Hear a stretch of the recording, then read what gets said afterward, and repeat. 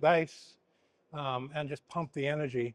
And then wherever the touch happens to be, all you have to do is compress, decompress, and let the energy out. You're sending the vital L like far, not into the person. Wherever you want them to go. Normally, I'll open. He decided he's going to go that way, and I'll go, okay, I'll follow you that way, and keep it going that direction. As soon as you spread the bodies. So it's just getting the balance.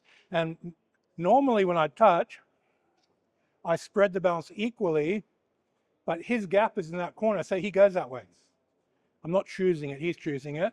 And then, okay, I'll pump the energy to where he wants to go.